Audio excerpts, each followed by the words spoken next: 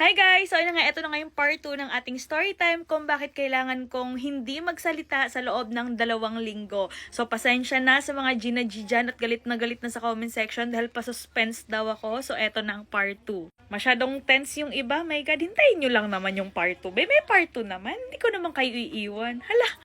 Anyways, ito na nga yung part 2 guys. So, di ba nasabi ko sa inyo na pagitnaan kami ng 2 bar. So, yung sa isa, sa kabilang tawag dito, kabilang side, yung tiki bar, yung isang side, diverse naman siya na bar. Then kami, ayan, nasa gitna kami, yung Joshaya. Ayan, suot-suot ko pa. Joshaya pare. So, di ba nabanggit ko sa inyo na sa alas 4 ng hapon, mag-start na silang magpatugtog. So, sobrang ingay na, ganyan. So, start from May 28, 10 days straight akong naka-duty doon. As in, sa 10 days straight na yon 12 hours akong naka-duty doon. Tapos, imagine niyo na lang, sobrang aga kong pumunta doon. Tapos, ako na yung nagka-cashier doon. Nag-entertain ako ng mga customer.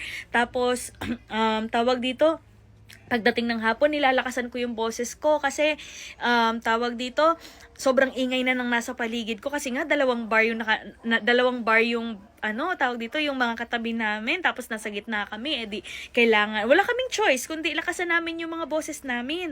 So sa loob ng 10 days na doon, talagang araw-araw akong paos pagka-uwi ko dito sa bahay, parang wala na talaga akong boses, pero nilalaban ko pa rin, talagang nagbo-voice over ako kahit hirap na ako kasi syempre trabaho pa din. After ko mag-duty doon, mag-voice over pa ako dito pag-uwi. Tapos yun, araw-araw yun, straight yun, 10 days.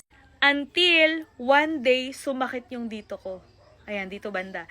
Sobrang sakit niya. Tapos, umabot siya ng almost 3 weeks yata or 2 weeks, basta ganyan, na paus ako. Hindi talaga siya, tawag dito, hindi na talaga bumabalik sa dati yung boses ko. So, dati kasi, every time na napapaos ako, bumabalik naman siya kinabukasan, tapos pagkakanta ko, mapapaos na naman ako, tapos kinabukasan, babalik siya.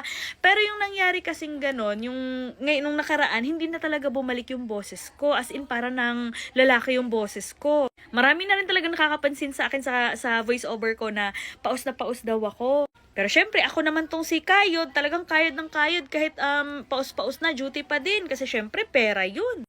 Tsaka mas ginanahan ako kasi marami akong mga followers na nami-meet, ganyan. So ako naman for the entertain din ako.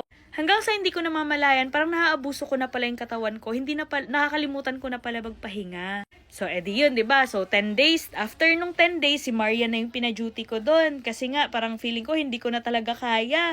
Mauubusan na ako ng energy. So si Maria na yung pina-duty ko doon sa parisa namin.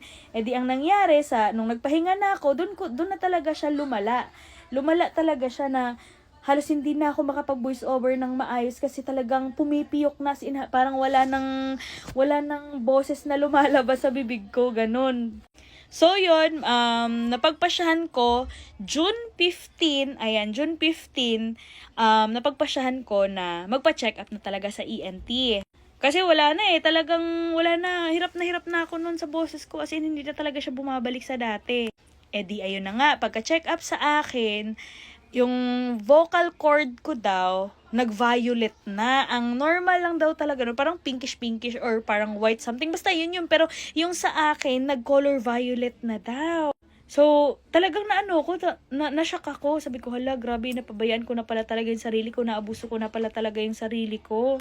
So, yun, naresetahan ako ni Doc ng mga gamot, 2 gamot yun, good for 2 weeks. And, sinabi din sa akin ni Doc na kailangan ko mag-vocal rest for 2 weeks. So, sabi ko, okay, vocal rest. So, siguro, bihira lang siguro ko magsalita. Ganyan. Pero hindi. Vocal rest as in, bawal akong magsalita kahit bulong bawal.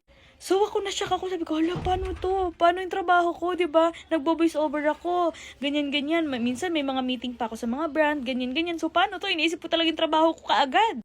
Pero yun nga, iniisip ko din, kung hindi ko susundin si Doc, baka mas lalong lumala. Kasi sabi din sa akin ni Doc, pag hindi ko magawa yung 2 weeks vocal rest, tapos kung lumala, magka-polyp, ganyan, kailangan daw akong operahan. So ayoko namang mangyari sa ganun na kailangan ko operahan.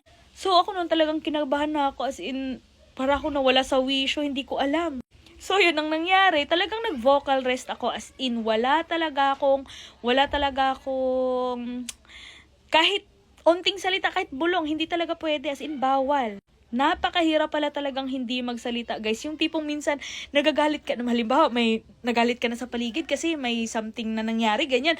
Gusto mong sumigaw, gusto mong magalit ka, so hindi talaga pwede kasi hindi ka makapag-express ng feelings mo kasi hindi ka nga makapagsalita, as in sobrang hirap pala talaga.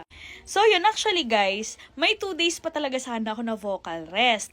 Kaso, sobrang excited na ako, and feeling ko magaling naman na ako, and feeling ko okay naman na ako, hindi naman na sumasakit yung dito ko. Kanina, pumunta na ako dun sa ENT doctor ko kung saan ako nagpa-check up para gusto kong ma-sure kung pwede na ba ako magsalita kasi nga, may 2 days na lang pero feeling ko talagang pwede na siguro to, kaya talagang pumunta ako dun sa ENT doctor ko. Nagpa-check up ulit ako kung pwede na ba ako magsalita. Dok, kailangan ko na daw kasi yung trabaho ko, ganyan. Baka Dok, magawa natin ng paraan or i-check mo Dok yung yung vocal cord ko kung okay na ba, kung magaling na ba, kung pwede na ba ako magsalita, sabi kong ganon. So, no choice si Doc. Nandun na ako. Chinek up niya ako. At nung chinek niya ako, okay na daw. Talagang hindi na daw kagaya nung una na violet na talaga yung vocal cord. Sabi niya pa nga kanina, ang fresh na ng vocal cord mo, ma'am. Sabi nga gano'n, okay na, pwede ka na magsalita. Pero pinagbawalan niya pa rin muna ako na magsisigaw. Pinagbawalan niya ako na magsalita straight ng 1 hour. Pinagbawalan niya din akong kumanta muna for 1 month. Bawal din muna ako kumain ng mga maasim at maanghang. So yun, lesson learned na talaga to sa akin guys, na wag talaga abusuhin yung sarili, and lalong-lalo na itong boses ko kasi itong boses ko yung puhunan ko, itong boses ko yung trabaho ko. Kaya kung may nararamdaman kayo, much better talaga na magpa-check up kaagad. Kasi yung sa akin, kung hindi daw ako nagpa-check up kaagad at kung tuloy-tuloy pa rin daw ako nagsalita nung time na yon, possible daw na magkaroon ako ng polyp at maoperahan ako. So yun, thanks God, after 2 weeks, eto na, nakapagsalita na ako and bumabalik na din sa normal yung boses ko. Hindi na kagaya nung nakaraan na parang boses lalaki na, as in, sobrang hinahabol ko yung boses ko, ganun. So, yun lang guys! Oops! Huwag nyo na muna escape itong video na to dahil sa video nga na to, tuturuan ko kayo kung paano manalo at maglaro dito sa May Apaldo. So, dito sa May Apaldo guys, napakaraming yung nga palang games na pwedeng pagpilian.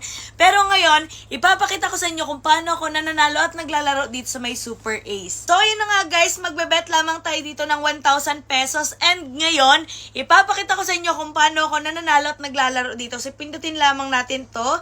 And then, mag-i-start na siya. Tingnan natin kung mananalo tayo ngayon. Ayan, let's go. 600! Ayan, nanalo tayong 600 pesos. 1-2! Nanalo ulit tayo, guys. 600 at 1-2. O, diba? Napakadali lang talaga manalo. Ay, 100! Napakadali lang talaga manalo at maglaro dito, guys. Ayan, nanalo tayong 100 pesos. 600 ulit! O, diba? Ay, 500! O, diba? Ganun lang talaga kadaling manalo at maglaro dito sa May Apaldo, guys. Kaya kung ako sa inyo, i-click nyo na yung link na nasa comment section at mag-register na rin kayo.